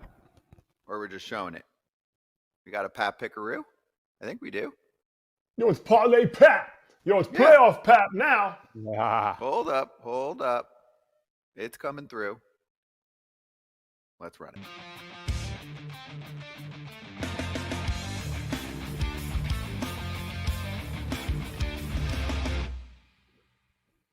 FT Nation, what's up? It's your boy Parlay Pap coming to you. Look, I'm going to use my boost today because MGM is the absolute best at promotion. So I'm going to use my 5% boost, and I got a plus 310 that's going to be boosted to plus 325. And look, it's a banger. Toronto and the over. Toronto on the money line, over 7. We're going to boost it to 325. We're going to put 100 on it. We're going to get some of that playoff cheese, baby. Let's get it. Oh, wow. Plus 325 piece from Pap. Wow. Very nice. Very nice. Going against us. Kratz, you're last. Yo, it's Parlay Pap. I'm taking the hits, runs, RBIs over 1.5 for Josh Naylor. The matchup might not be the best. He's going to see a bunch of relievers coming in after Bieber. This guy's been putting it together at bats the entire series. And I think if the Mariners win, like my guys Scott and Todd are going to say, I think Josh Naylor is going to continue to put together good at-bats and stuff happens. He gets himself in scoring position with all his base running and everything too. I love when a trade deadline pickup does his job. I just love it because we spend so much time on transactions in our sport. So when you see them thrive in the spots that you brought them in for, it's nice. Hey, the boost that Pap was talking about is available. If you got a BetMGM account, go check out that MLB postseason odds boost token. You activate it, you add it to your bet slip, and if you win your wager that was made with that token, you get extra winnings. Gambling problem or concern, call 1-800-GAMBLER. Slap Hand's coming up next, and it's got a Halloween vibe to it, but it's tied to the postseason.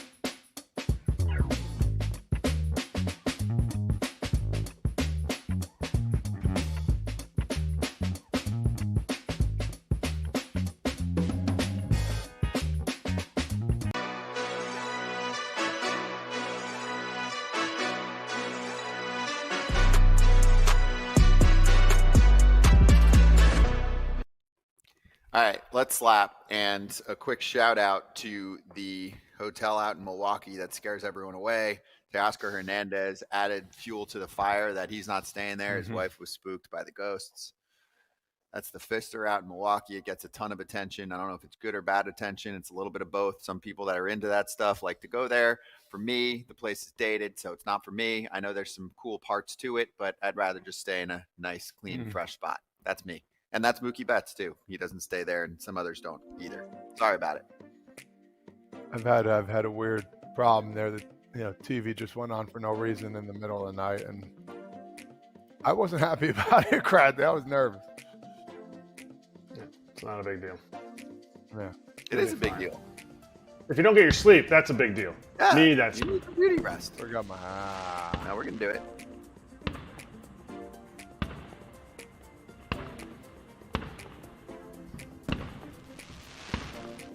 Bonus minute. Kratz Hatz, Kratz first, because then you get the grand finale. Right. Go ahead, Kratz.